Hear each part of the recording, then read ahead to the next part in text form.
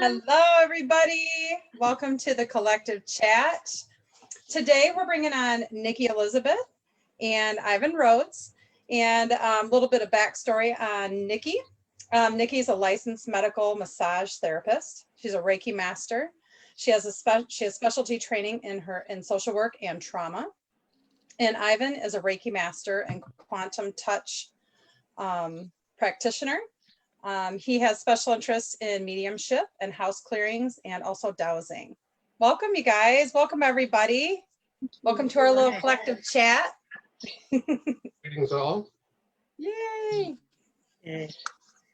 Nikki, do you want to tell us a little bit about yourself, some of the stuff that you do? I met you guys, what was that? It was probably 2017, 17? Sounds about right. It's been a minute. A couple minutes, not that long. I am a licensed massage therapist who used to be a social worker. And essentially I transitioned out of that because I found that very often we were expecting people to create and to grow in ways that neurologically their brain just wasn't ready to grow into. And so what I do now is it's kind of twofold. So partially, I just very much energetically work with bodies and getting people into a healthy place. So whether that be moving energy or releasing it or helping them to heal, teaching them new coping strategies. And then the flip side of that is that the other half of my clients are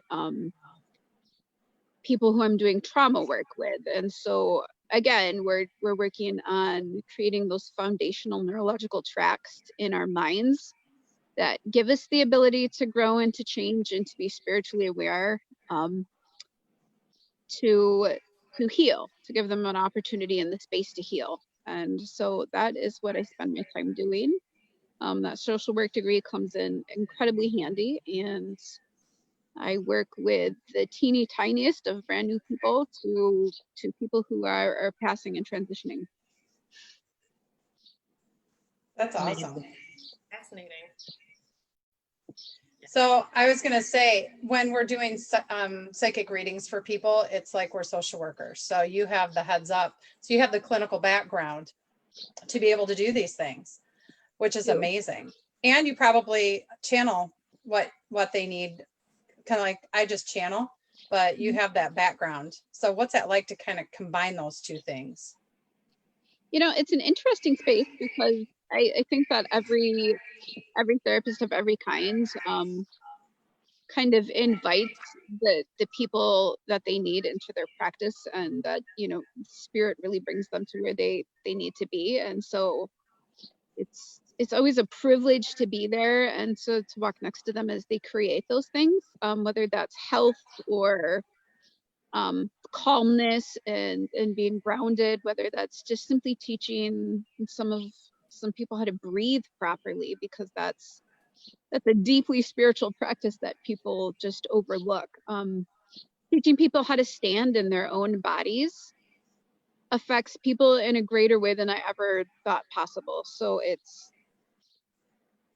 incredibly honoring to just be able to be with people and to sometimes be able to say the things or to listen to the things that they say, that they need to say to help them process that, to help them physically move that out of their body, speak it, breathe it, however it is that they need to do that. And I think maybe I can't think of another job that I would really love more.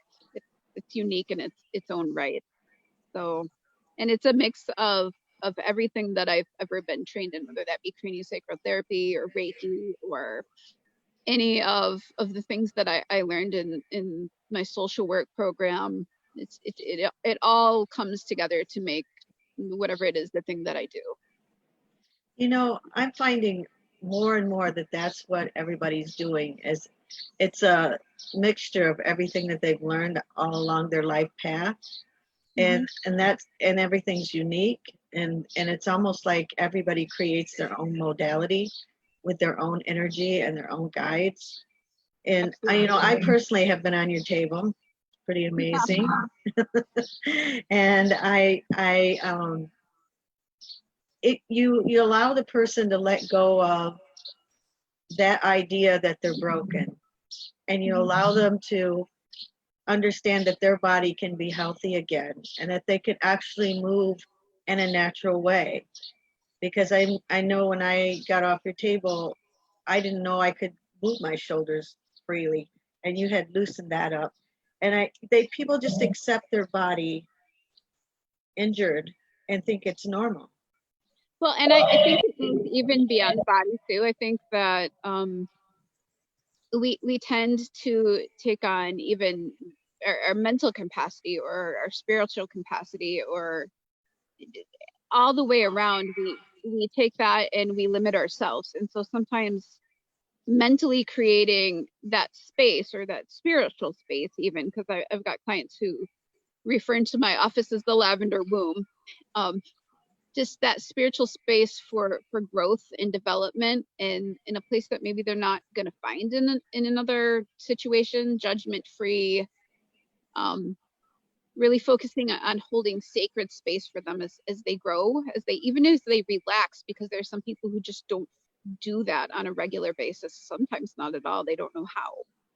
So it's incredibly honoring to just be able to witness that and encourage that and to speak truth into that. And I've heard some of the most fantastic stories and seen some of the most amazing healing, and it's been a privilege to do that. Yeah. That's the most shocking thing, as a practitioner myself, that people don't know how to let it go, or they don't know how to heal, or they don't even realize they're not breathing properly. They get so used to being in that injured state. Their very being and our very creation is that our bodies were created to hold those things, be it joy, be it terror, whatever it is. We hold those things until we can deal with them. And so sometimes I have people who come in for very simple body work, and very, very quickly we find ourselves in the midst of some deep things as they process those and as they move out. And it catches some people really off guard, because our bodies hold the energy that we experience in our life, and some of us don't know how to release some of those harder things that we don't need to hang on to, that no longer serve us. It's pretty amazing, because you hit memories. I mean, because I've been on her table, you hit memories from childhood that you stuffed down somewhere and you didn't know where it went, and all of a sudden it's popping up into your mind. And before you know it, you're talking about everything that hurts you. And quite often I'll come into a place that seems broken or wounded or less than effective, and people will find themselves talking about the very things that are being held in those places. And then they'll come back to it later and go, it's strange how I started talking about my dad, or about this moment that happened, and then I started speaking those words out of me. And then as they begin to speak the truth, you literally can feel those parts of their body start to unwind as they release that energy and they process those things. So there's a very real, my Betty is called body, mind, and spirit, and there's a very real connection between all three of those things that need to be honored in order for a person to heal fully. So sometimes we can talk until we're blue in the face, and that's not going to move the energy we need it to move. Absolutely. And I was going to say, you can also, when you work with somebody, you can manipulate the body with massage. So there's a lot of times when I feel like somebody, when I work with them, really needs to go get a massage afterwards to kind of move some of that energy out. Because being, doing Reiki and doing energy work, I'm not a massage therapist. I'm not a licensed massage therapist like you do. So I can't do that kind of work. But that must be really helpful to be able to do both of those things at the same time for people. It is. And I laugh because even before I was a massage therapist, body knows, like my hands went to the places. And in Michigan, you need a license to touch. So even with with something like Reiki, you can practice it, but like there's some liability with the touching issues. And that of course is between you and your client, but you know, it's very freeing to not have that in between where we need to go and what we need to do. I know too that in Michigan, you can touch as a healer if you are ordained. So if you are an ordained minister in anything, that eliminates that liability. Okay. Just I throwing didn't that. know that. I didn't know that. That's Useful interesting. information. Mhm. Wow. Hmm. That's interesting. And that's something actually for me, that's something I never wanted to do. She thought about Ordained? Yeah, getting ordained. You Yeah. can just get the what is it? It's like a free one. You just put in, what is it? It's a I university. have it in here, but I can hook you up, and all you need is the piece of paper and the card, and like you're Sure. good. That's- It means literally nothing. That's the first one I got, was like the one where you just submit it so you can marry people. But Yeah. I just did that super quick one just as my liability backup, and then That's of course later I was ordained in the Order of Melchizedek, and now through the Metaphysical University. Yeah. But just get that free one for the sake of you'll be good. Okay. I'll have to. I know I'm here, and I'm probably gonna want to. So Ivan, let's talk about you a little bit. Put me on the spot, huh? I'm putting you on the spot, Ivan. Well, I actually just retired quite a few years ago, and I was just wanted something to do, and I started going into some meditation classes. Next thing I know, I started in on the Reiki part. Next thing I know, I just started jumping to something else. I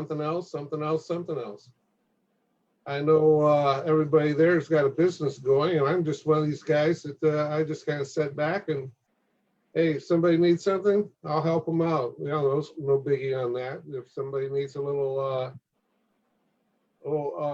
healing, of course, I'm not one of those touchy-feely people. I use my nice little pendulum for 99% of the stuff I do.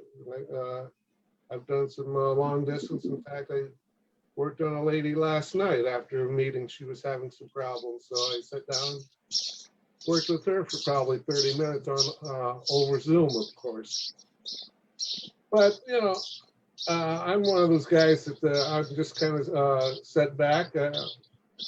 I don't go out to practice anything. I'm just sitting there and just absorbing. I guess it would be a good word for that, absorbing, because there's so many different things out there that you can read on. Try it out. If you like it, you do it. And you can go as in depth as you want on any of the subject matter. So at this point, I don't want to really use the word dabble, but I'm going through courses in like mediumship, which is quite interesting. It's different in it's completely different in the Reiki, doing any Reiki work or energy work or anything like this, but it's all spiritual. The whole thing is all spiritual. Of course, you've got the believers both in both things. You've got the ones that say, yeah, this really works, or this, I don't believe in this. You got skeptics and everything. So you work with them, you do what you can with them. Just don't take their negative energy, because it's easy to do, and then you find yourself going down. Now you have to go clear yourself out, or have somebody go clear you out, something to this effect. But if you don't absorb it or cast, you just cast it out and say, I don't need it. I found that in doing so that I sat back, I just relax, go out in the woods, hug a tree, as some people would do, take long walks, just commune with nature. The best thing to do, just go out and commune with nature.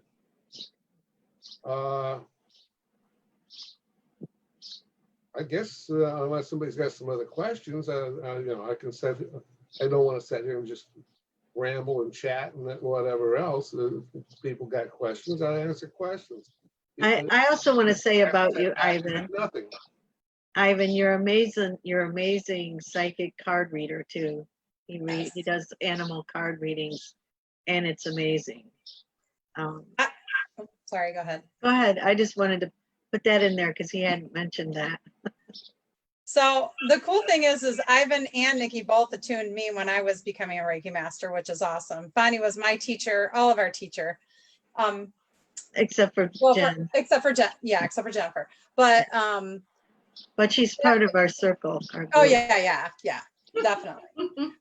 But in that fact, we've done a lot of like Reiki circles and stuff like that. So we all kind of know each other's energy, which is amazing. And I remember I had one day, and that was funny. You mentioned that about taking on somebody's energy, because I actually had that happen. When we're energy workers, you definitely can sometimes take on somebody's junk that you don't expect. And I had somebody that had very, very negative type of thing that it affected me energetically afterwards. And I remember I just went, oh my God, I gotta figure this out. I feel terrible.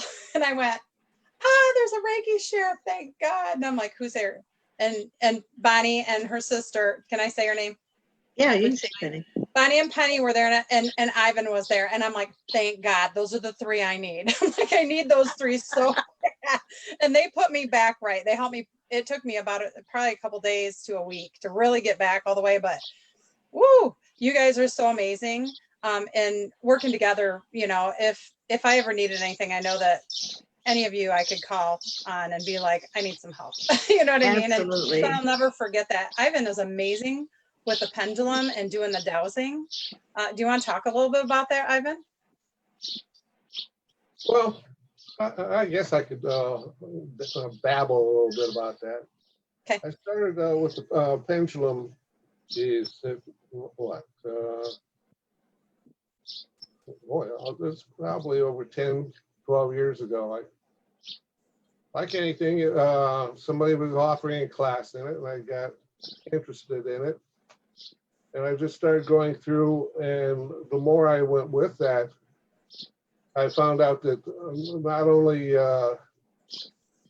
you can do energy work while, clearing chakras and everything else that came in later, but in working with a pendulum, I found that you can use it for dowsing.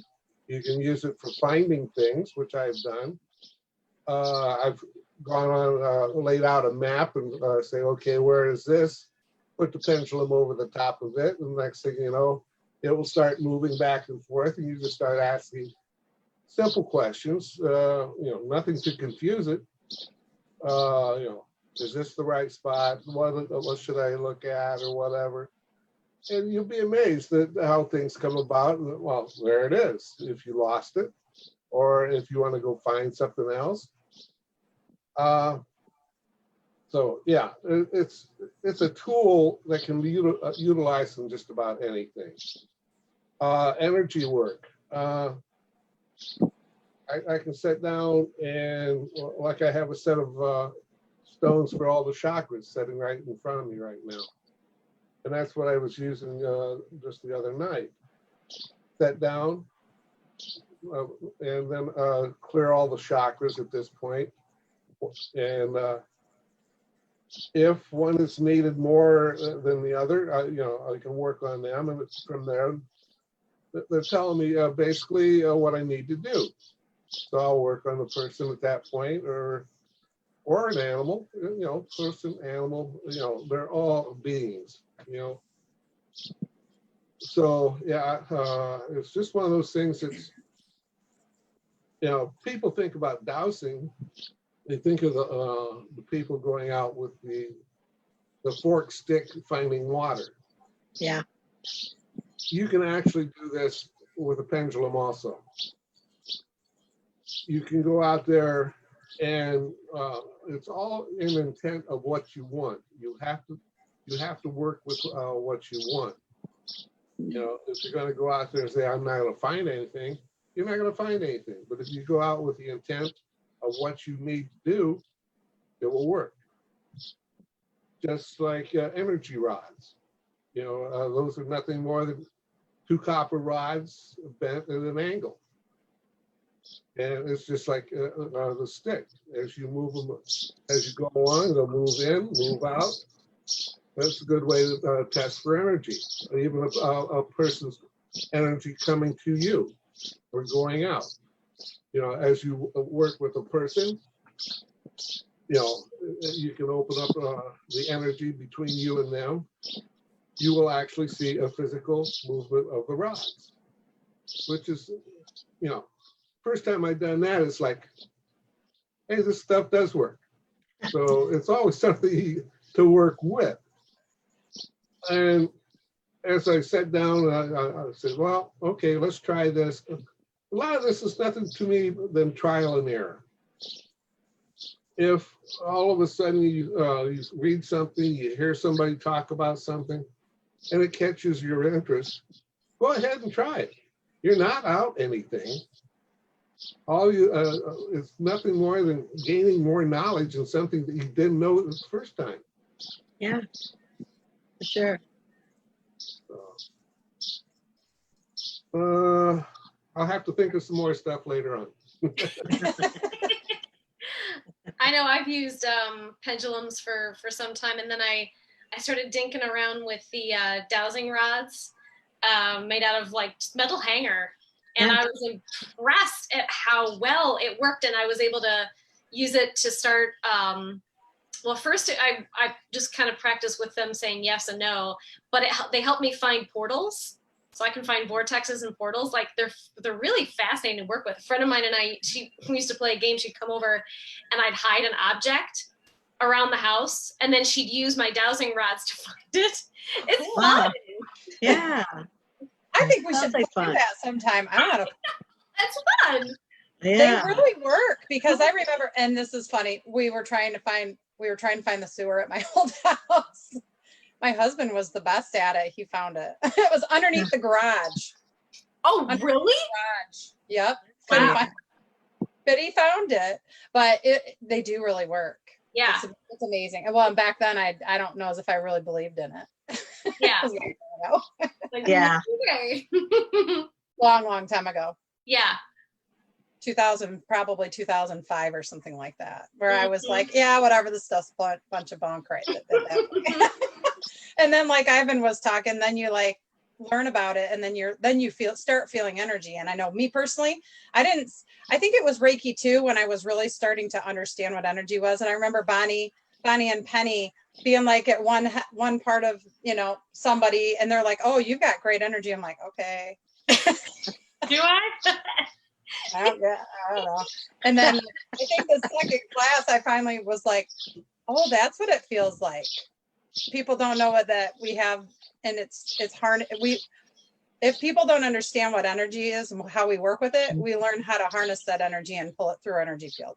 And it's like white light from source, and we bring that energy through our bodies and through our chakra system and through our, through our energy systems, and bring that out to heal people. And it's like similar to what people would call the laying on of hands back in the day, things like that. So I just thought I'd give a really simple, in case if people don't understand, because not everybody knows about advanced Reiki techniques and stuff like that, and energy work and quantum healing. Yeah, really what happens is you take your master class, and then your guides and your angels train you completely different. They're like, oh, she's serious, she's taking her master, so we'll step in now. And then you're like, whoa, that's when all the fun begins. The cool thing is we all are guided, like Bonnie was saying, by our guides and angels and stuff like that. And so we all do something completely different. And that's the cool thing. That's why we bring people on, is because everybody does things differently. And sometimes you need a specific person to help you. Like that one day I needed Ivan, Bonnie, and Penny, and I knew I needed those three. And I was so lucky they were there. So I put myself out. We put ourselves out there to help others. And sometimes we kind of get kicked in the butt a little bit. And so those are the times that, because we're doing good, we're doing the absolute best we can, you know. Yeah. God helped me that day and went, here, I'm going to give you what you need to get your stuff back together. I'm not going to say get my shit back together. I'm just going to say I needed to get my shit back together after getting knocked on my butt that day. But it's the cool thing is for me, I learned what not to do. And I learned how to put boundaries in place. And that's one of the things we were going to talk about today. Yeah. We're going to talk about some Yeah. Yes. That was a good segue, Kathy. That was a Yeah. good introduction, wasn't it? It was. Yeah. Woo! Well, the biggest thing is because we are spiritual healers and we know that we're here to help people, we still need healthy boundaries. We can only give so much. People have to return the energy and they have to try to do their own work. We're just holding space. If somebody just wants to constantly call you and not do their own work, then it becomes a codependent, and you have to put boundaries down some way. And if it's not healthy if you're feeling uncomfortable and you're not feeling like you're taking care of your own health because you're constantly doing something for someone else's, that's when you have to speak up for yourself. And it's really hard for us to do as healers because we feel like that's what we're here for. But we are here to help keep ourselves healed too, to keep ourselves in line.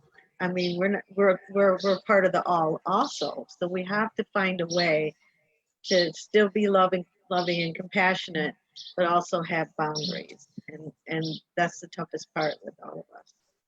Do you find a group of people like this is much more beneficial for the light workers? Because when you work with other people that's not into something like this, and they are draining you, and you do have to set your boundaries up.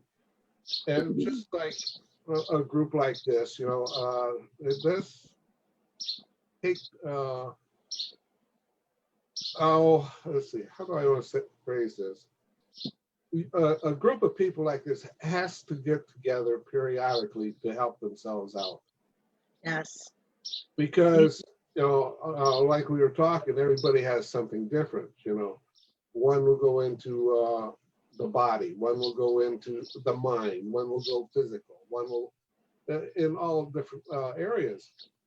So it takes a group of people to help each other, of like people, you know, of light workers, energy workers, whatever.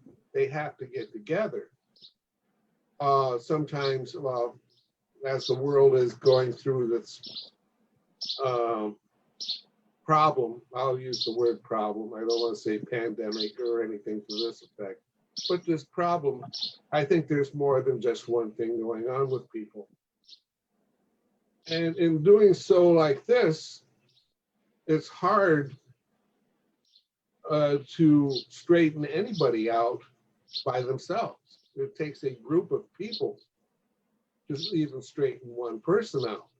Now, if you work with one person and you find that they need somebody else, refer them to that person. Absolutely. Because if you don't, you've only worked. You haven't cured the problem. You've only worked on the problem.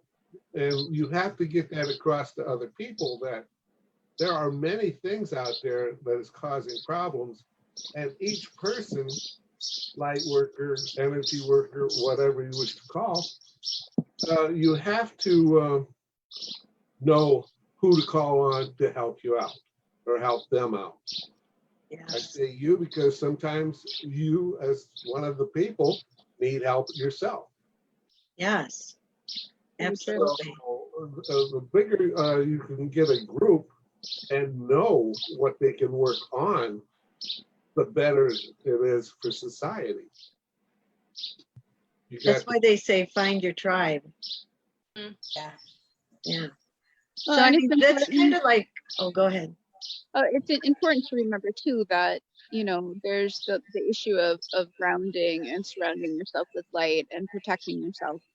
But also that if you're not taking care of yourself in that moment, you can't pour from an empty cup. It's one of my favorite things. Like, so if you're not filling yourself up along the way with what your needs are, then you're not going to have anything to give to anyone else, regardless of your intentions. For sure. Exactly. Yes.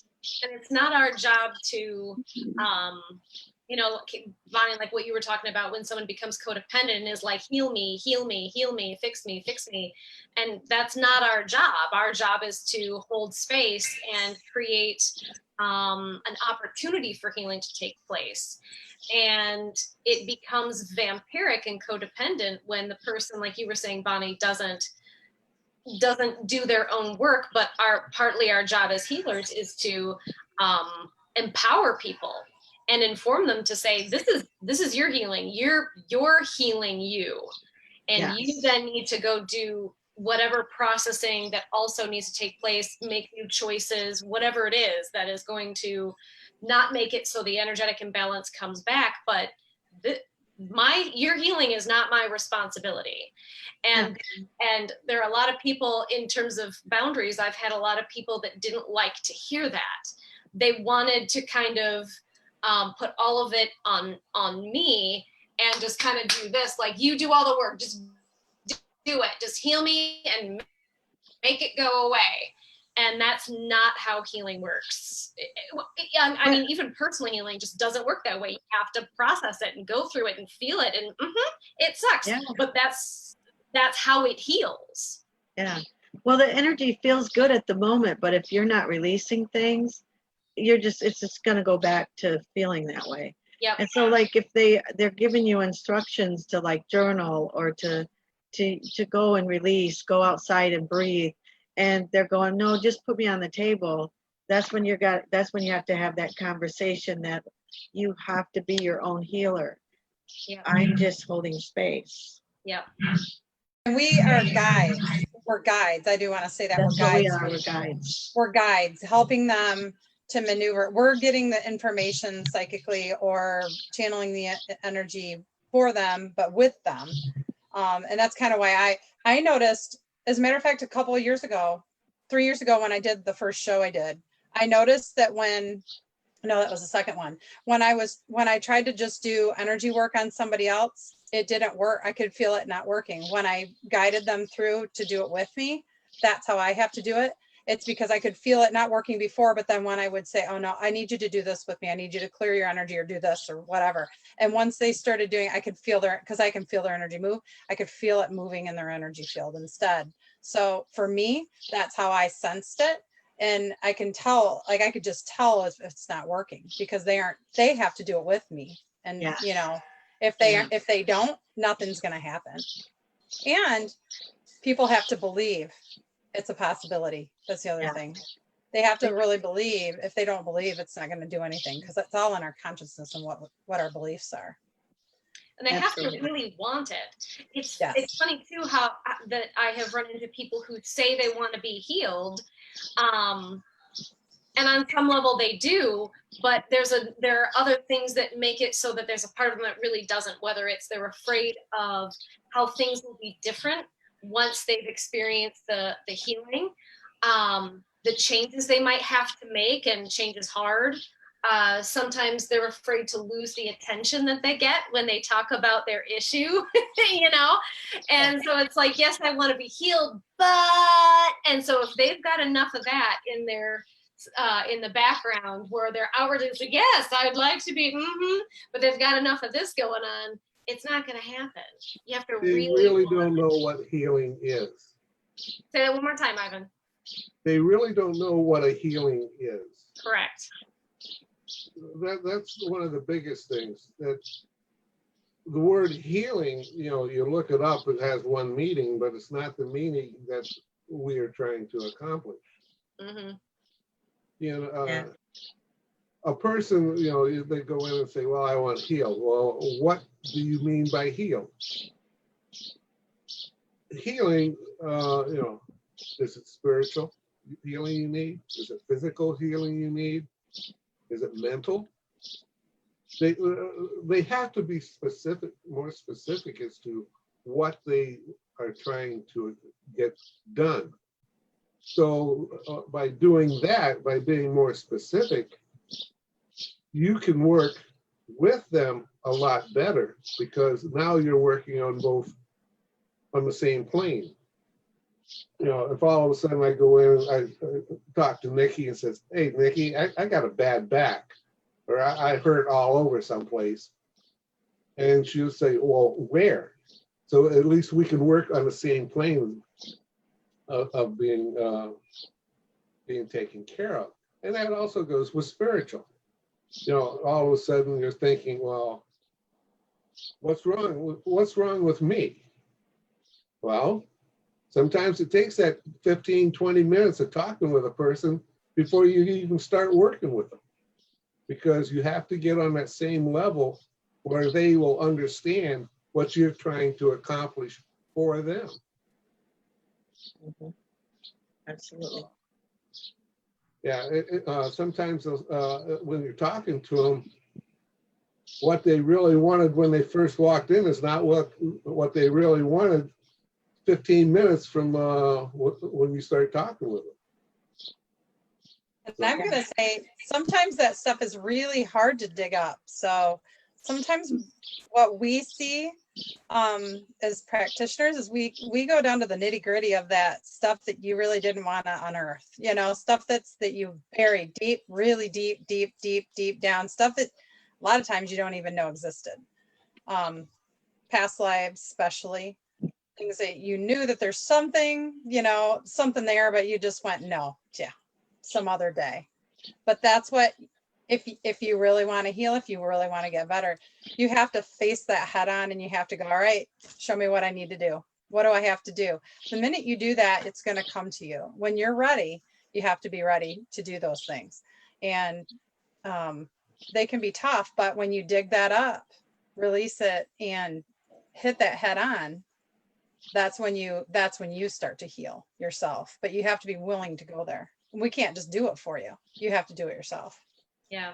I think that leads into another really important boundary as healers and energy and light workers, is that and this is something that we learned in craniosacral therapy, is the idea that sometimes in terms of boundaries, we come into a situation with people and we create our own goals.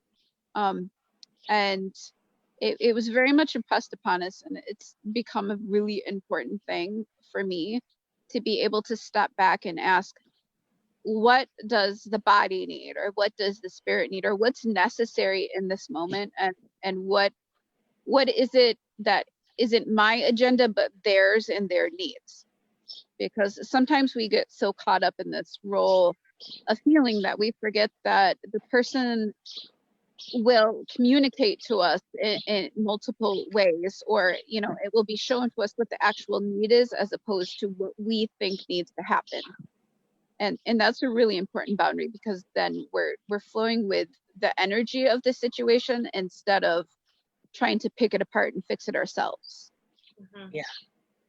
I Like think that- for me, Go that's why I don't like to know what the person's coming to me for, because then I don't have any expectations, and I can't inadvertently place those onto the client during a healing.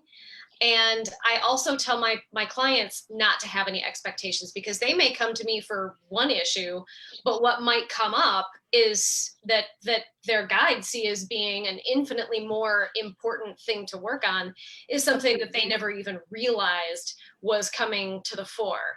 And so I try to let my clients know, when you come to me, let go of any expectation of what's going to get healed and what that's going to look or feel like, because once you do that, you're going to block your own blessing, because if it doesn't look or feel like what you expected it to, you're going to think nothing happened. Absolutely. And so it's like a releasing of expectation on both our parts. Yeah. Same thing happens with the conscious mind, because you have a conversation with them and you think you're going to go in to heal something, and then your guides and angels are going, no, we're going to do this. So you just have to go with that, because that's what's for their highest best. Yeah. You know? Yeah. That's for sure. And the other thing we were going to talk about was discernment, using our discernment. I haven't come up with something with that one. Oh, I'll Boundaries and discernment. I got one. Yeah, go for it. So I think we've all had, instances where we've experienced energy daggers from people. I'll call them energy daggers. Yeah. Where oftentimes, and this I find utterly fascinating, not in a good way, but it's still fascinating nonetheless, when you're in the spiritual community, and so you feel like, yeah, everybody operates with integrity, with authenticity, everybody has is compassionate, and they don't operate from their ego to, I should say, to a greater extent. Everybody has their faults and will be a jerk sometimes, but it's always amazed me when someone who portends to be of light, of love, of compassion, whatever, but they're jealous of, they're comparing themselves to you, and they in their mind see you as being a threat in some way. Whatever they've put together in their mind, they see you as a threat. And I've run into this a few times where they've either done the energetic daggers, they've tried to sabotage my spiritual career, and it's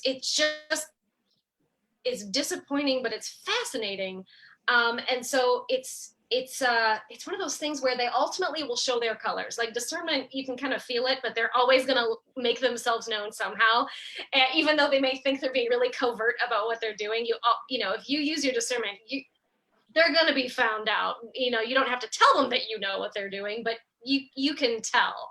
If the energy doesn't match what's coming out of their mouth, yes, you always know. Exactly.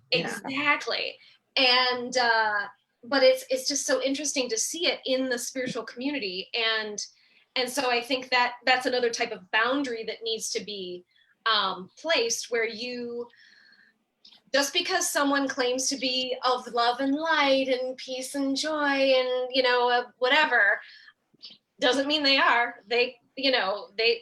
People can, who have gifts. Here's a way to put it. This is one of the things that I had to learn.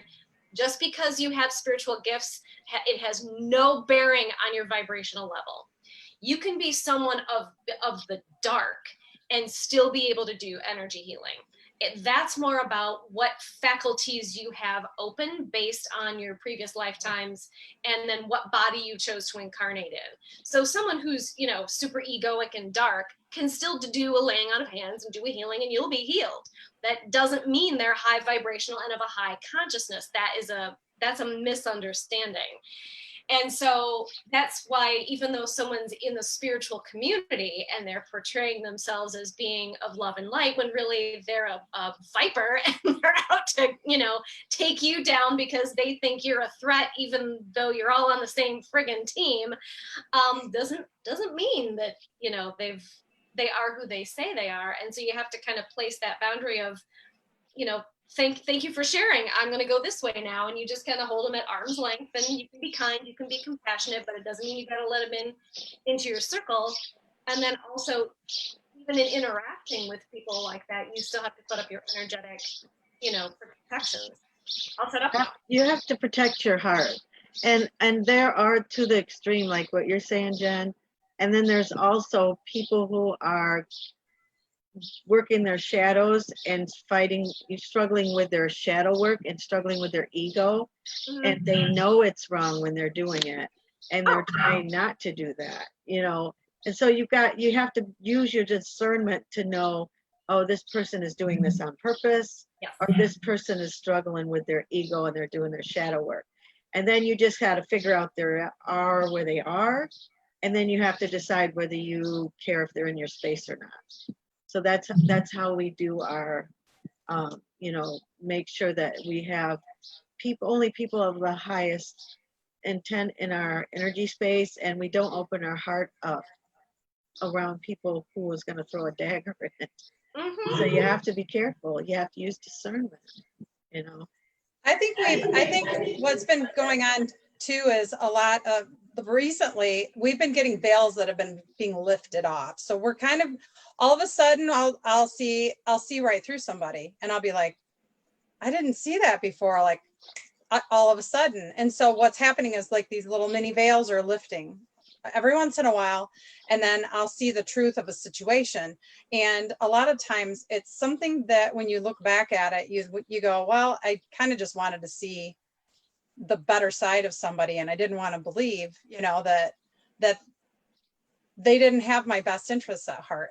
But at the same time, so what you want to do is just kind of use your own discernment with that, and start listening to the signs, which I've really not done well in my life. I try to just help people, and sometimes it's come back to bite me in the butt. But I have to say, I learned amazing lessons from it.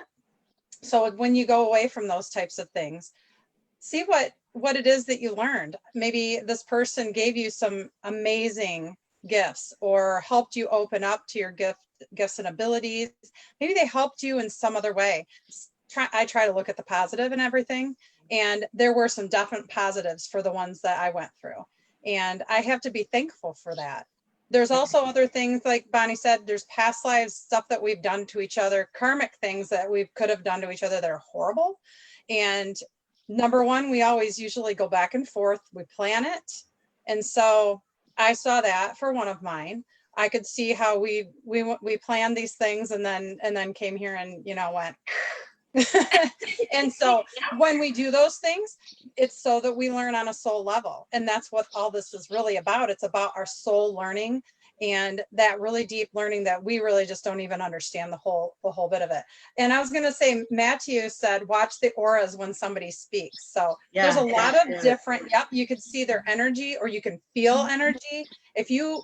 And it was so funny because Bonnie, when you said what's coming out of their mouth isn't what you're feeling, I went, yeah, you're right.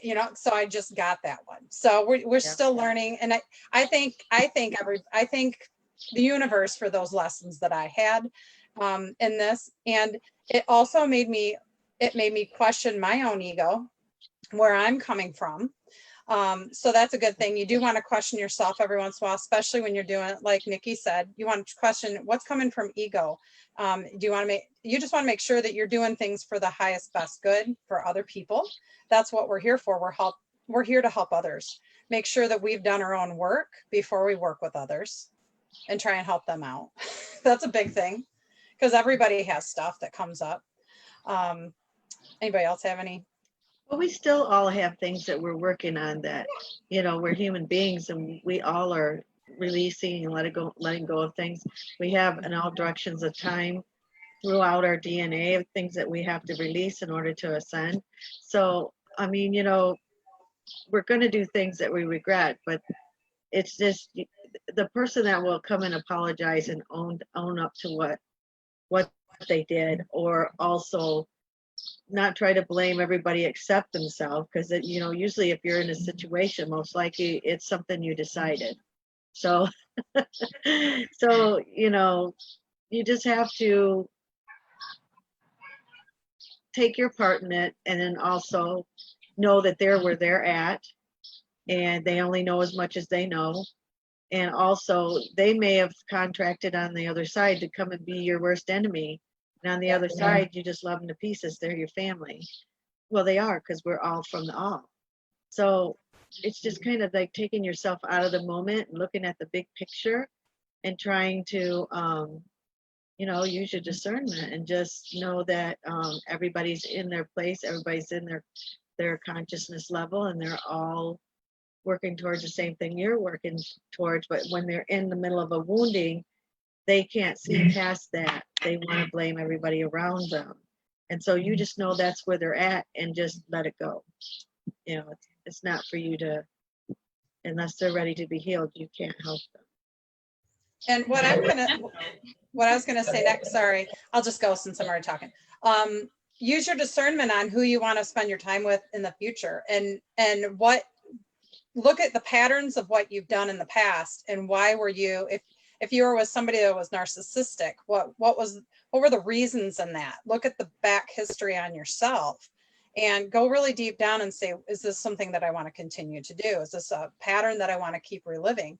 And if it's not, then it's time to break out of that mold and start something new. Find your new people, find your new you. That's kind of what I did. I found my new me and changed my life completely. So some people aren't going to agree with you. Some people are going to think you're, oh, you know, you're weird. I was told I was weird and, you know, all kinds of stuff. But guess what? I'm actually more of an not that I wasn't always honest, but I'm more me than I ever was ever now. More often. So, yeah. And connected to source. I'm so connected to source. And so now I'm the real me who I always was. Or could have been. But learned all the lessons in the process. Yeah, that makes sense. Yeah. I I mean, think but I just, you know, in the end, you just have to understand that we're all human and we all are doing our best. And, you know, sometimes you have to cut cords from people that if you just don't feel good, you're not feeling well about something. And you continue to get the same energy over and over, even after you've spoken to that person, then sometimes it's time. And I mean, even with family members, sometimes you just can't do it anymore. You can love them from afar, but you just can't let them have those cords and all that stuff attached to And sometimes setting boundaries too is, yes, agreed, realizing that there's two very broken people working through their things, but also just realizing that some things can't be fixed. And that sometimes loving someone is very much just creating that space between you where you are their cheerleader from afar. But at this moment in time, the two of you together in a space together isn't a great idea. And it's not because one or is so, it's important to not demean or to demonize anyone in that process, but just to let people be where they're at. And to look at yourself. And I think that was also just a really important thing to point out too. It's like, what are my issues and what brought me to this moment? Right. And I mean, sometimes you can try with somebody and you just make each other miserable. So you just have to decide that, you know, you're better off not being around each other. And you're better Sometimes off. that's the lesson. Yeah. Sometimes the lesson is learning boundaries. And, you know, I care about this person. I thought this person was my friend or my loved one or whatever. And they're operating out of a wound and it's being done in a way that is detrimental to me. And my lesson is I need to learn to walk away. And like you were saying, love them from a distance. Yeah. Absolutely. And Sometimes love, it doesn't always look warm and fuzzy. Right. And you can send angels and you know, even talk to their higher self. Mm-hmm. You know, you don't have to physically be the one right there by their side, especially if you're the one for some reason makes them miserable. Yeah, if you're the trigger of their wound, if you're the one that's inadvertently poking their wound, you're probably not the best one, but at least you gave them the opportunity to see their wound. Whether or not they take it is a whole different ballgame. Matthew says, speak it out to the universe. Try not to hold it in the words of change. Yeah. Yeah. Absolutely. Makes sense. Yeah. Thanks, Matthew. And Jenny said so many great points made here. Thank you for sharing. Hi, Jenny. Does anybody have any questions? So I haven't had too many questions yet. Anybody out there? And yeah, does anybody want to add to the conversation? Yeah, you've got a bunch of psychics here and energy workers that can answer a lot of questions. Furfree. I love that furfree. At least tonight. Jenny Boss says, hi, Jen. So has anybody had anything energetic this week that they wanted to talk about going on?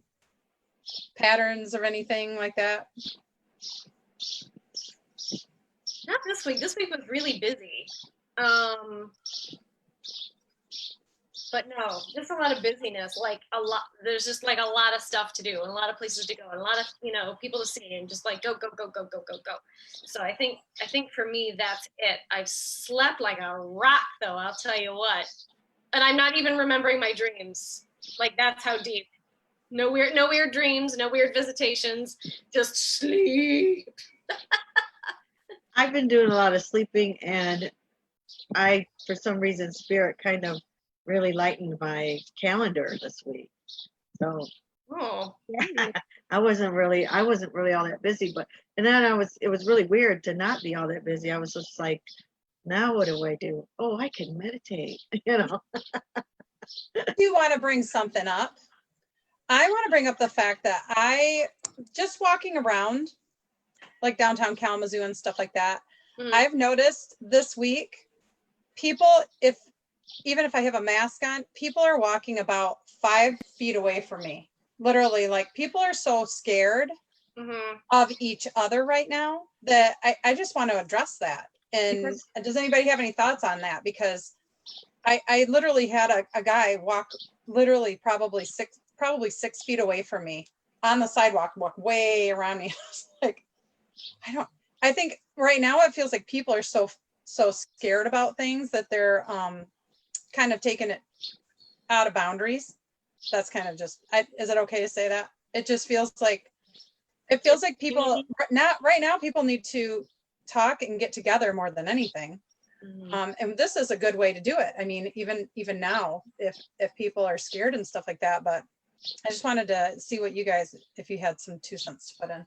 Yeah, I noticed that it's to the extreme because they're talking about second wave and all this stuff. We do have someone that says, how do I figure out if I've had a past life?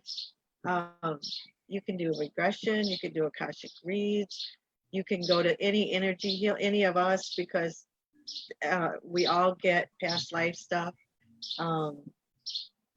You can even just ask your angels and meditate, I mean, there's all different ways that you can do that.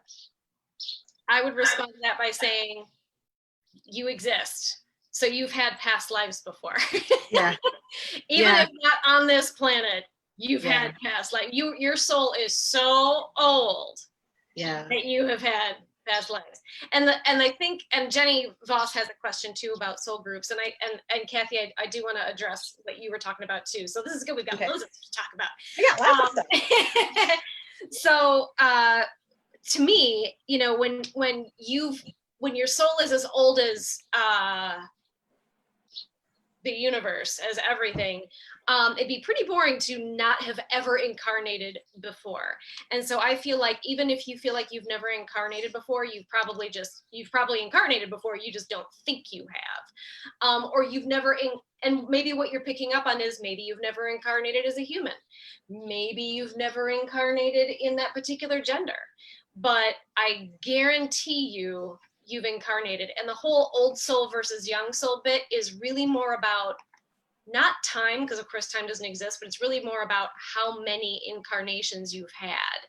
And throughout those experiences, you attain more and more energetic information in your energetic field that you use to either clear karma or you use it in your other lifetimes, kind of like your energetic toolkit. And as you remember, because really you're a part of the all, so it's not about learning it, it's about remembering it, because the source it has it all. And so the more lives you live, the more you remember. And so the older, the more wise spiritually you become, and that's the ascension process right there. So okay, hold on, Jenny. You've got like 2. Hold on.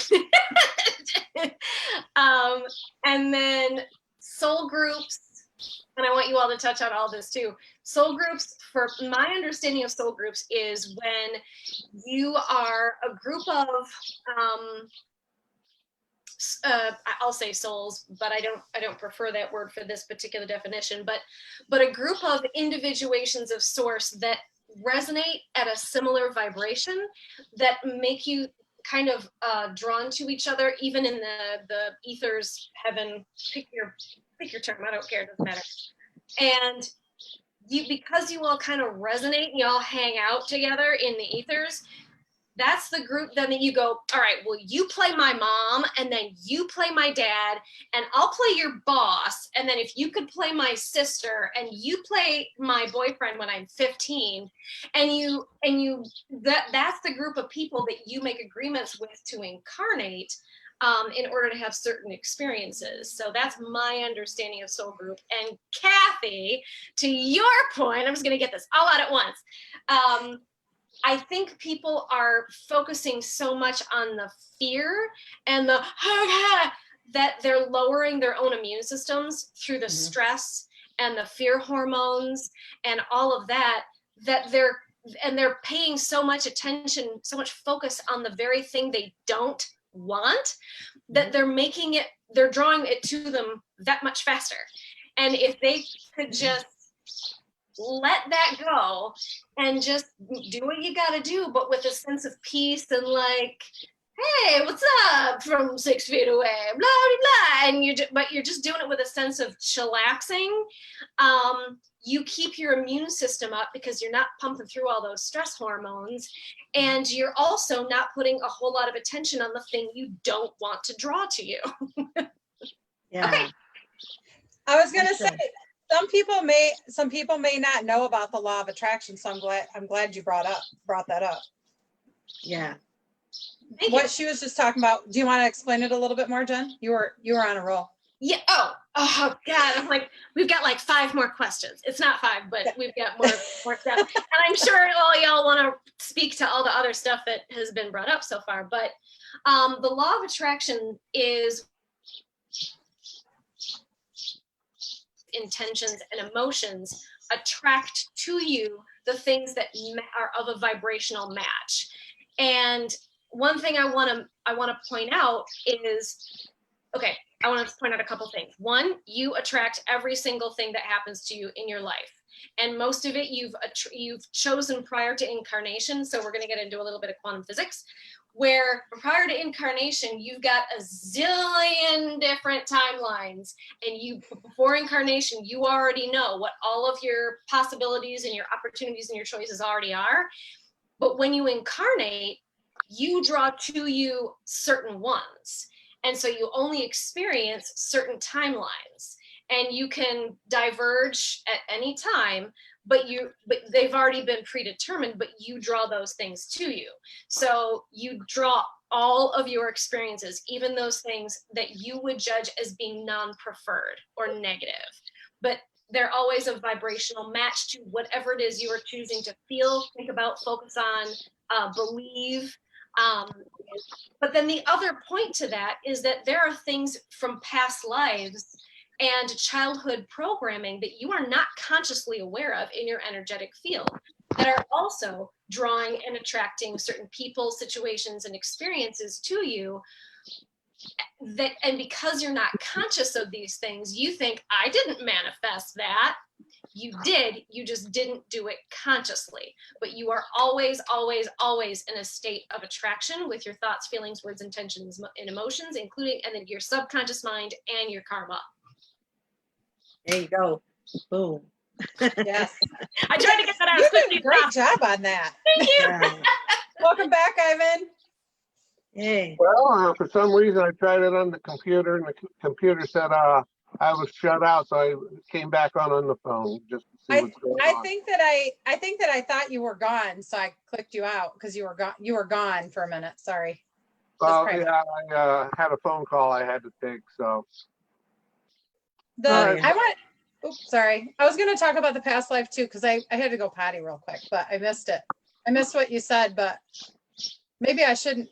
I don't know. I was just going to say almost everybody's had past life on Earth, and being one that sees a lot of them too. I mean, we all do, but everybody's got tons of stuff. And most of the time, for what I see, is you don't see all the super amazing, running and jumping and fairies and stuff like that. It's not like that. The reason we usually see a lot of the past lives is to work on some of our junk, some of our stuff. And so it's not always airy fairy and fun. It's it's nitty gritty and down to business, like I was talking about earlier. Sometimes, a lot of the time, most of the time. So when I see past lives, that people are like, "Oh, I want to see past lives," I'm like, okay, but not Well, always. go ahead. It's just you're going to do a little bit of work, and so. But once you release those types of things, it's great. Sometimes it is fun. I love it when they show me fun stuff, because they do. So Yes. it's not the only thing I get, but Yeah. I just wanted to say, most of the times, if you had a good lifetime, you're not going to see a lot of it because of the fact that it's not something that's going to come up for you to see. Because when we come into these incarnations, we come in with just total amnesia most of the time. There's a lot of people who do remember them. For me personally, I would start getting visions of my own. I would see myself doing something. The first time I saw a past life is I was doing a past life regression tape with my husband at the time. We were teenagers, and I totally saw myself, like, right into it, just saw it. And I was like, what the heck was that? Freaked myself out and woke myself up. And you can do regression, any kind of different regression things. You can go to a reader, like Bonnie said, but I just wanted to mention a couple of those things because they're kind of fun. Yeah. And then, and some of them, there are really amazing ones that you can see too, but the reason why you end up seeing the ones that are full of trauma is because when you go to a healer, your guides and your higher self is all helping you release what needs to be released. And so it ends up being a trauma-filled lifetime that, but you learn a lot of things. You learn good and bad things from it. So it's all an amazing experience. But then sometimes if you specifically asked if that's what you want to go and find and see where your gifts, a lifetime where you have many gifts, then you may end up going to a lifetime that's really amazing. It just depends on, what it is that's for your highest best, because your higher self is orchestrating it every time you go in to do something like that. That's true. Yeah. And I've seen myself and a lot of other people where when they come to us, like, I'll tell people, I see you as a so-and-so, as a healer in this other lifetime. You can access that information and you can access that. What you can do is you can access the lessons and the what you learn from those lifetimes, but then you can also release the traumas from it. So you can bring into your new self. And that is what we've all done. We've all been, us healers that are on the screen with you right now, we've all gone through this stuff, and we've been healers in many, many lifetimes. And that's what we're tapping into when we do things. When we channel, when we do all this stuff, it comes naturally to us because we've done it many, many, many, many times. It's in our DNA. Yeah. And not specifically just physical DNA, but our energetic DNA, who we've been before as other people in other time frames. And other planets and Yeah. galaxies and Yes. dimensions and Yes. Yes. Semi-tangent, and then we've got a few more comments and questions. But when it comes to past lives, this is not for anyone on screen. This is for anybody else that's listening that might need to pass this on to somebody else, like that they've run into online. And I'm only saying from personal experience, I've run into people like this online. When you find out that you've been either a physical incarnation of or an energetic fractal of someone who we as humans would perceive as being famous or historical or highly evolved, pick your whatever, doesn't matter. Don't let that go to your fucking head. You were Princess Winter, Spring, Summer, Fall from Nebula 9 35,000 lifetimes ago. Great. But the reason why you're learning about having been Princess Winter, Spring, Summer, Fall from Nebula 9 isn't so you can go, hey, everybody, I was Princess Spring, Winterfall from Nebula 9. Oh my God, is that amazing? I'm fabulous. No, the reason why you're being told that is so you can go, how then? Okay, what did that being do in that lifetime, and how can I bring it into this lifetime? And then let that shit go. Because if you let it get to your head and you go around telling people who your famous are, You are straight out of ego, because it's not about who you were. It's not about your name. It's none of that. It's who you are right now in this incarnation and how you can bring that energy forward as you, not as Princess Winter, Spring, or Summer, Fall from Nebula 9. Okay, that was all. I love that. That was great. Thank you. It's true though, because just because you are a fractal of someone that is famous, you still are, your filters are who you are in this lifetime, and you may have gifts and things from those that's in your DNA, but you're here to live this lifetime and to learn from the other lifetimes. So yeah, it doesn't make you better than anyone else. It doesn't make you anything but wiser than what you were before you knew. That's pretty much Yeah, what you're saying. if you're telling everybody about it, it's because there's some part of you that doesn't feel that you as just you is good enough. So you have to, instead of be like, I'm awesome because I'm me, you're instead saying, I'm awesome because I was so-and-so.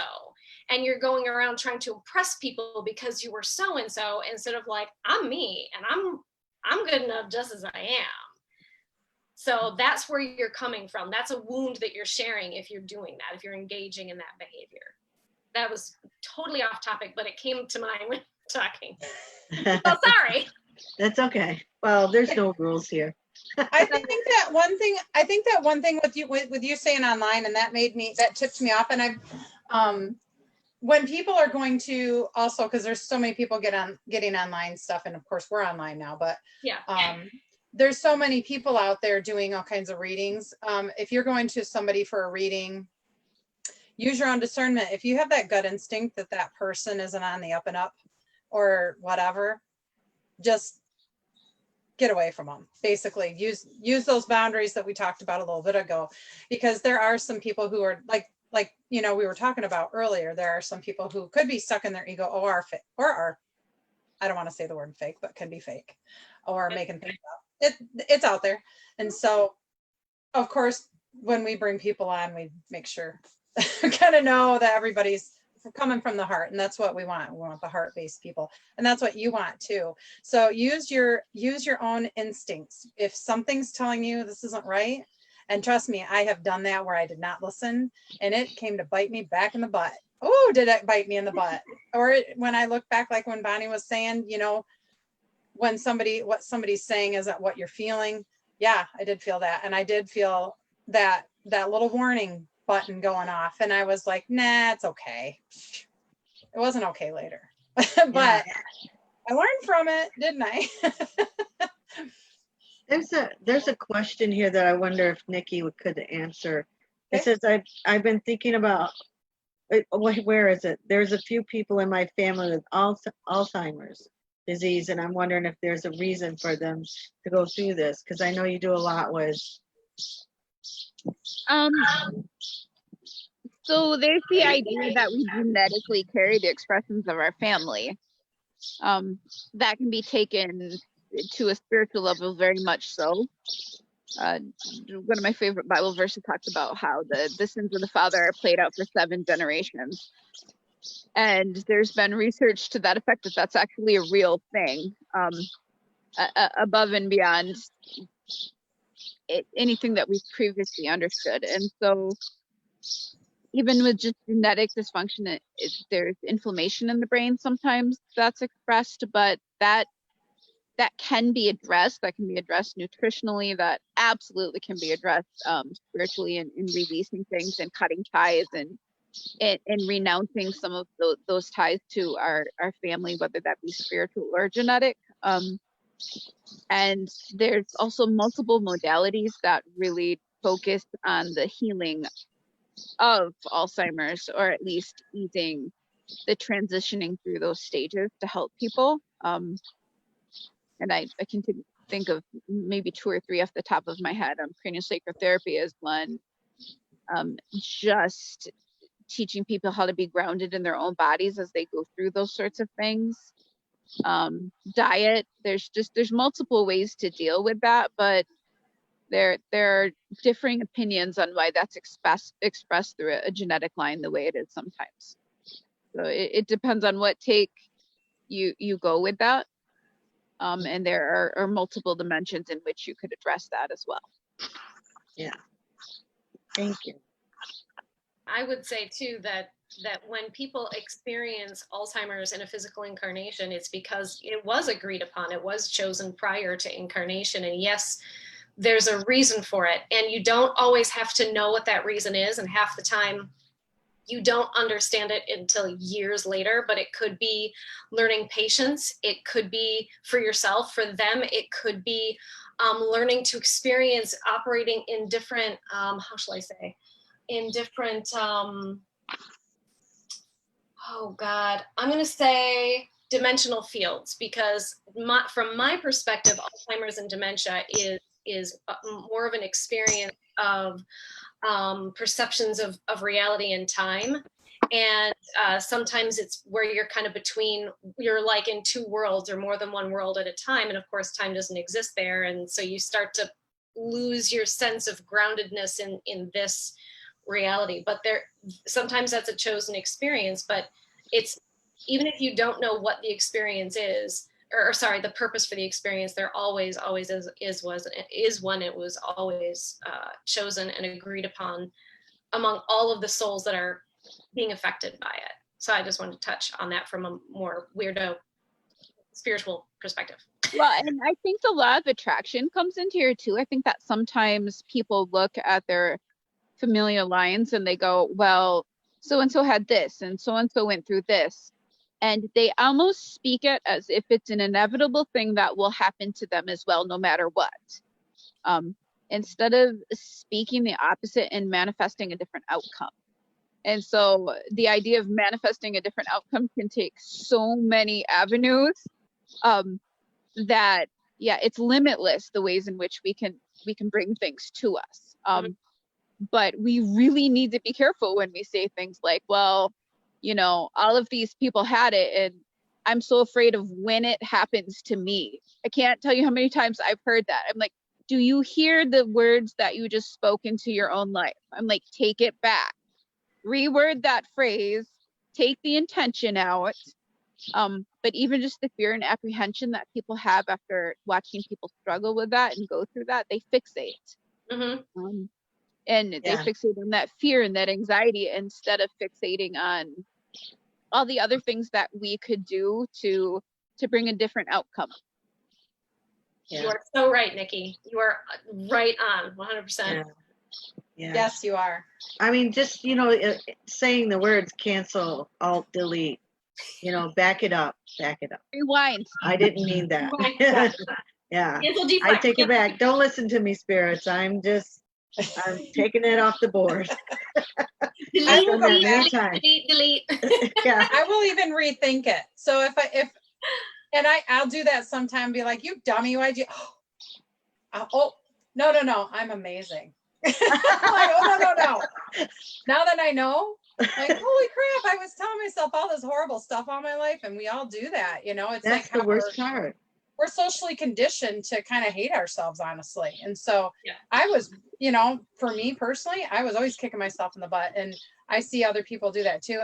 And now that I know about the law of attraction, when I didn't realize all my life that all those crappy things I said about myself made me physically ill, that's one of the biggest things I changed in my life is what I told myself and how I talked about, how I thought about myself, what I did in my life. And it's like it's like ordering it up. Cryon says it's like ordering it up on a menu. What do you want to order today? Whatever you're thinking and whatever you're saying is what you're ordering for what you want in your life. Whether it's something really crappy or something really good. You don't walk into a situation when somebody asks you what you want and start telling them all the things you don't want. Right. Like, back up a minute. And I do that with my children often. I'm like, I'm going to give you a rewind there, and we're going to pretend you didn't just say that out loud. Let's try that again. There's some power in that too, because we can go, yeah, wait, hold on. I just said things I didn't want. So, you know, just speaking into the things that we want to see grow and bloom in our own life. And I'm pretty sure that dementia and Alzheimer's is not one of those things I'd like to invite into my life. Yeah. Very certain that that isn't. So I think there's great power in setting our intentions and then putting our energy and our efforts behind that, however that's expressed in our own lives. Right. Absolutely. Nikki, you are so amazing. That is the biggest thing too. And Spirit's telling me it is so important that we teach our kids this, because we could have them flip their whole lives around by just teaching them how to love each other, but love themselves, and how basically not how to manifest what you want in your life from a young age. Can you imagine how? And I think actually all these young kids that are coming in are going to do that automatically. But the ones they're coming in, because kids are coming in completely open right now, and really amazing, gifted, all kinds of stuff. And it's just going to get more and more. Crystal children, indigo children, they're coming in, and they're going to help us see how we did things that, you know, we could have done better. They're going to tell us we're old hat. Yeah. They're going to teach us a thing. But you know what? The thing that I most like to say to people is that imagine yourself at 3 or 4.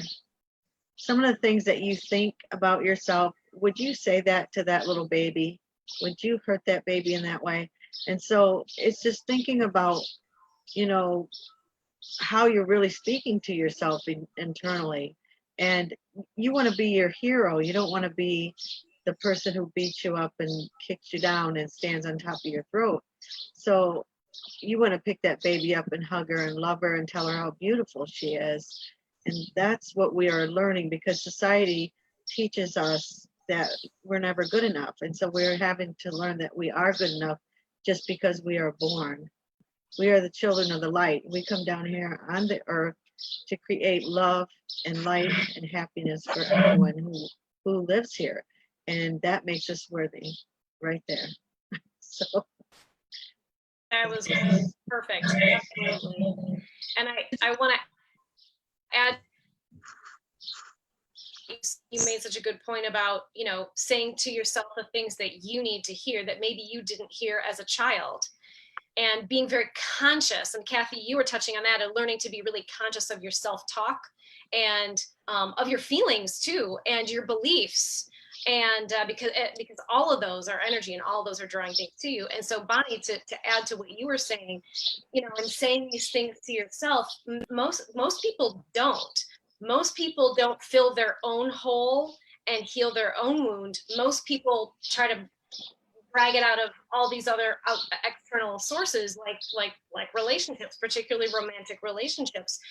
And it's like, your job is to prove to me that I'm worthy, lovable, have value, and, you know, pick whatever it is. And that's your job, because I can't do it for myself. So you make me feel good, okay? And the other person has no idea you've appointed them their, you know, your personal healer, right? They don't have a clue.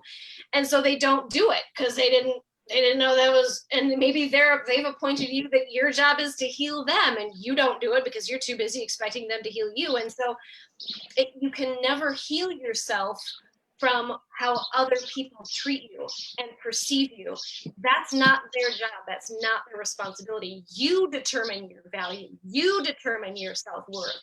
You tell you how awesome you are until you fucking believe it. there you go.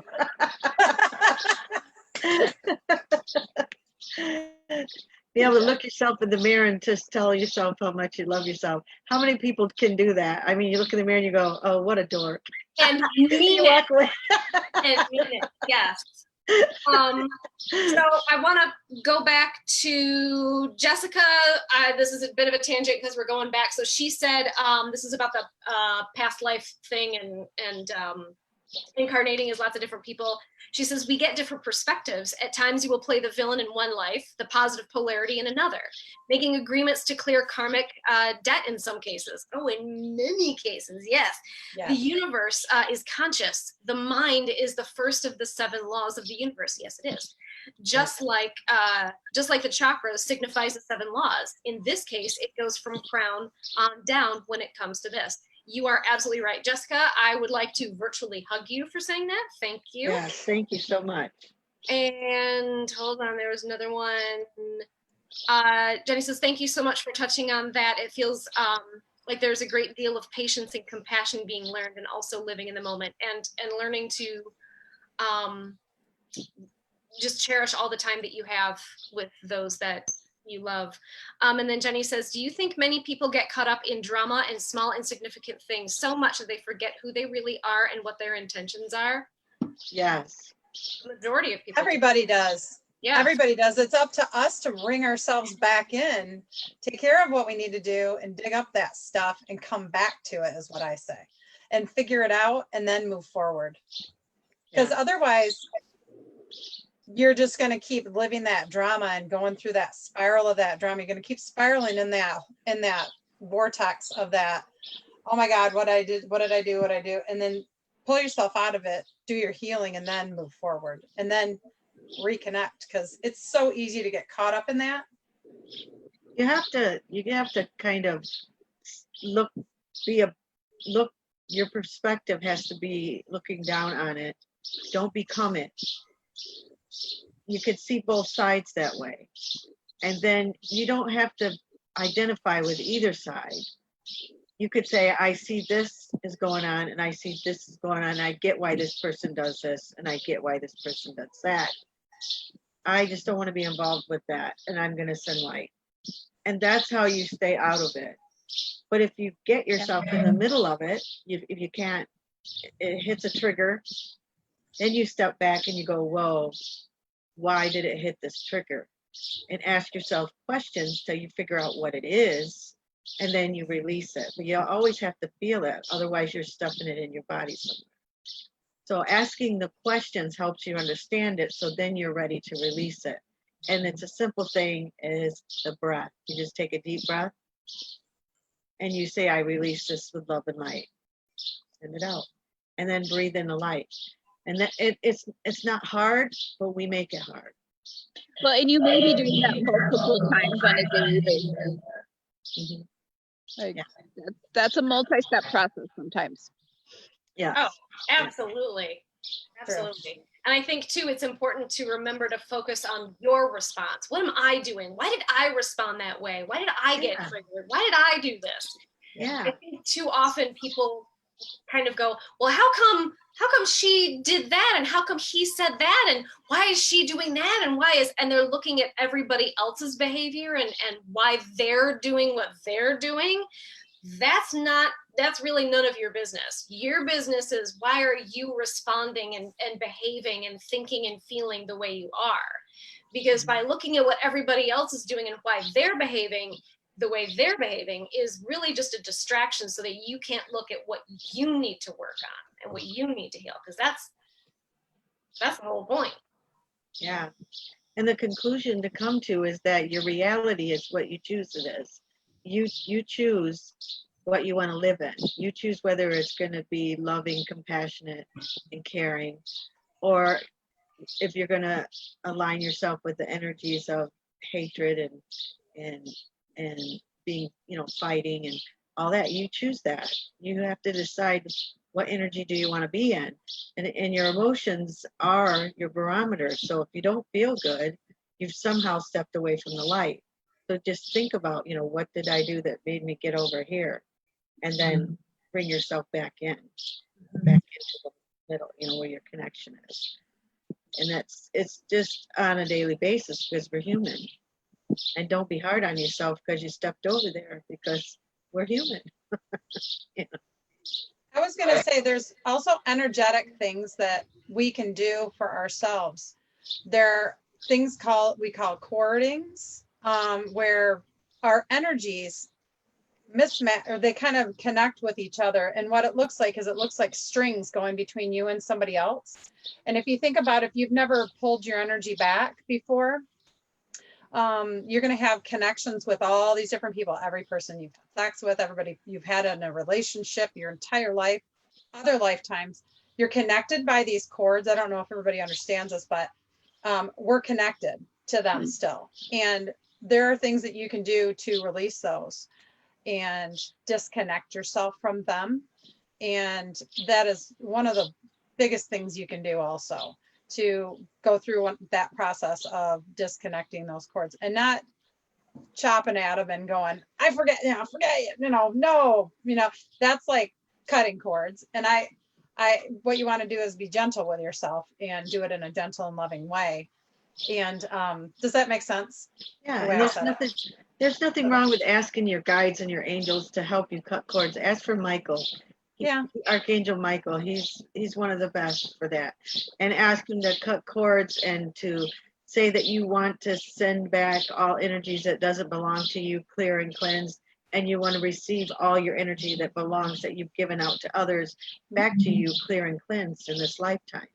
And so people don't realize just doing that before they go to bed at night practically lights them up like you wouldn't believe, because all day long you're giving energy out to people.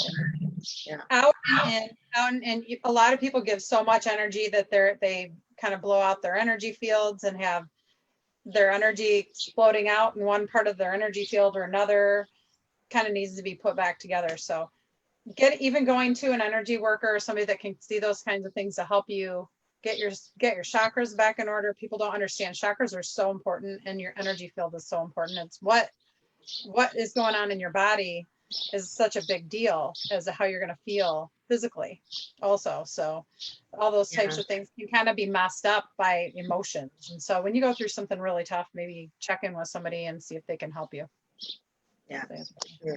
Yeah, because when it's out in the energetics, it eventually comes into the physical, and you end up, getting some sort of illness if you don't balance it out. Yeah. One thing about cutting cords, they have to, at times, you have to actually go in and remove the remnant of the cord. Yes, pull it out from the roots. Yeah, gently. Yeah. Because if you don't do that, it's just going to fester there for a later date. Yes. I've even had, I've worked with the angels. I've even had Michael sort of like send this energy down that was like a cleanser to go through and clear everything out after he's cut cords and pulled cords and send them to the light. Or they'll use like the violet flame and different energies to do that with. But yeah, definitely good idea. I love working with Michael with cords. He's my favorite cord person because he's got that sword of light, man. And oftentimes he'll make my hand be the sword of light and be like, all right, I'm going to put it, like my whole arm is the sword of light so that we can cut the cord. And then my whole arm feels like it's on friggin' fire because every time I experience Michael, he's hotter than Hades. It's just, he's really warm. And so we'll cut that cord. But yeah, sometimes we'll go in like, how like when you cut out a tomato stem and you kind of got to go and then pull it out. Well, like you were saying, Ivan, you got to get that core and then you got to get the healing energy. Once you yank that stuff out, send it to the white light source for transmutation, and then replace that hole with, God's light, source light, healing light to, smooth it around, you got to put something back in because you just created a vacuum. You don't want any old other kind of energy sucking in there. You got to make a conscious choice. Yeah, you always put, whenever you take out a mask, you always put light back in. Any color that comes to your mind. Yes. Jenny Voss said, something I have personally learned is that you can't find healing, happiness, self-worth in anyone else. The healing has to come from within. It has taken a while, but I felt like I had blinders on until I was really willing to look at myself and my choices. Most definitely. Yeah. You're the one that does your own work exactly every time. Yep. That's true for everyone. That's yeah. Yeah. Definitely. Anybody else have any subjects you want to talk about? Well, it's about almost 7:25 right now. Yeah, I'd like to talk about dinner. Yeah. And the fact that I would like to go eat it. Someone has a 5% card, so I would like to talk about how I'm done now. Hey, Nikki, why don't you talk about how people can get a hold of you? Yes. I have a Facebook website, and that is Body, Mind, and Spirit, Bodywork with Nikki, Elizabeth, and you can also find me under Niki Elizabeth on Facebook. Look for the little fox. That's my icon. And I am located in Grand Rapids, Michigan, just a hop off the highway near downtown. So that's how you can get a hold of me. My phone number is on my website. So text me, don't call. And yeah, that's how you can find me. Do you do like Zoom appointments too, or online stuff also? Not so much. So it's usually in person, but I can.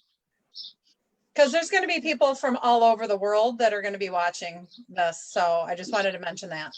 I have. So, yep. Okay. And in energy work and stuff, like there is no time or space. So we can do anything from a distance. All of us. Absolutely. I Especially have done Niki.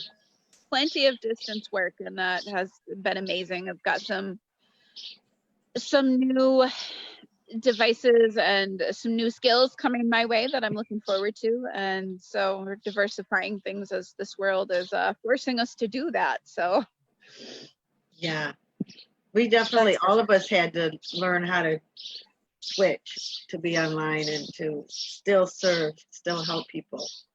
absolutely. I have found actually, I had people that told me that a lot of times, and it's not that they don't like having in-person sessions, but I had a couple people that tell me that they felt energy almost more from a distance because they could relax at home and your phone. And actually probably the best way I can go in really deep with them is by phone, because I can lay on my Reiki table. I can get really comfy and I can close my eyes and I can really go deep in. Niki, have you found that too?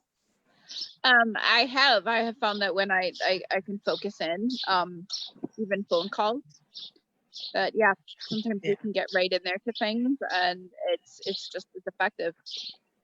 Yeah. Sometimes we can come up with solutions for the things that you're dealing with that are sometimes very much the opposite of what you thought they would be. Mm-hmm. Just by talking and processing. I'm down to 2%. I just want to about. Oh, sorry. I want to third that emotion and just say, since I started doing the distance, I noticed that even for me, it was more powerful. And what I was hearing from clients was that it was much more powerful. Ian started channeling when I was doing distance, and it's like that barrier of judgment. Like, I'm not judging them, they're not judging me, and so that energy is removed, and we can both be more free to both give and receive. Mm-hmm. And so it's way more powerful at a distance. And I didn't expect that, but it is. It's awesome, and it's way more convenient for everyone involved. Yeah. It happened right after the whole virus hit. It was for me it was. You were already doing it. My mom had passed, and I was like, ain't nobody coming in this house. So yeah. I've already been doing it for a couple years now. So Ivan, where can we get a hold of you? Are you offering healings or house clearings or anything like that? Well, I am on Facebook, but it's just under my name. I really don't. I'm there just for people that this local. I've never really done anything except some long distance healing, and that. I've done a couple of Zoom. I've done some over the phone.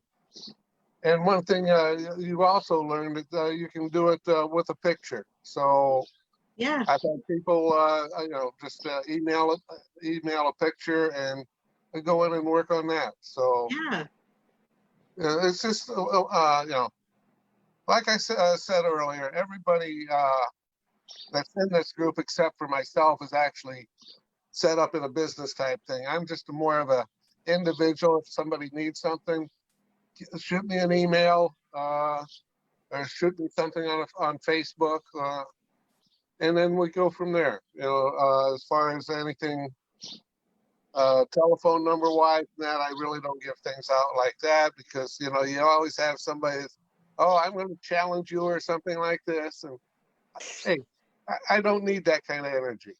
Yeah. I need somebody. If I'm going to work with somebody, I want them to really be honest, an honest person, and not really trying to do anything to try to, I say, trap you. Yeah. Well, you're I more like a know local man.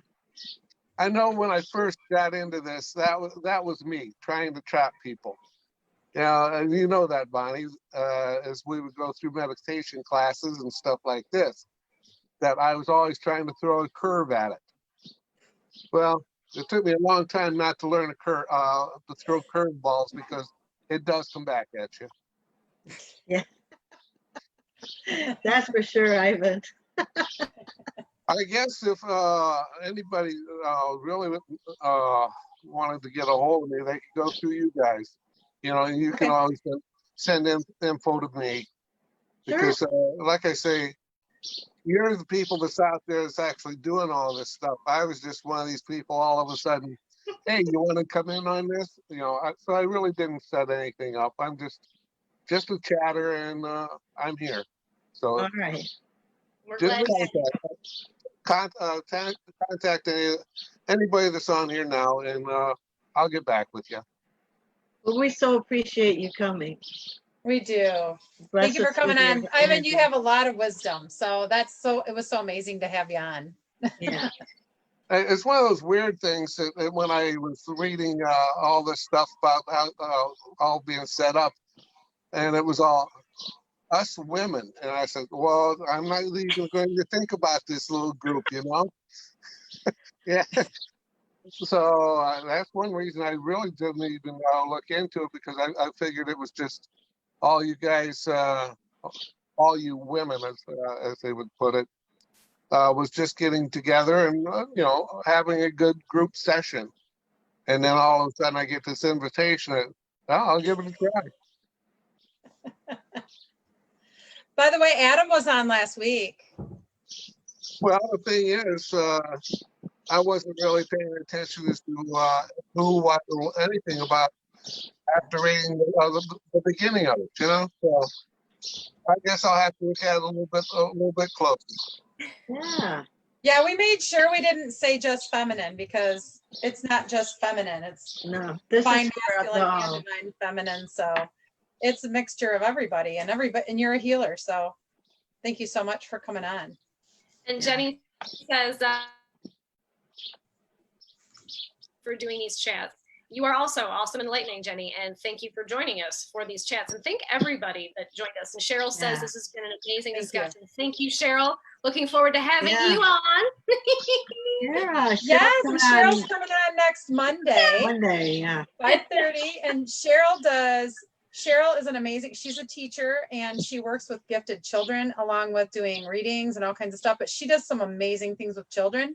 So if you have a child with special gifts, which pretty much all of them now do, she can help you learn how to work with those children, especially if you have no idea what you're doing, or somebody that needs some help that has a gifted child. Don't brush things under the rug. Don't tell them they're not right. They need to be nurtured, and they need to be helped. And so she is an amazing gifted person to help them with that. She's doing all kinds of classes. And so so Monday on our page, Yeah. on the collective. So we'll be on there on Monday at 5:30. Okay. All right. Yes. All right, everyone. All right. You have a good evening. Thank you. You guys have a Bye. good one. Thank you so much. Bye, guys. Bye-bye.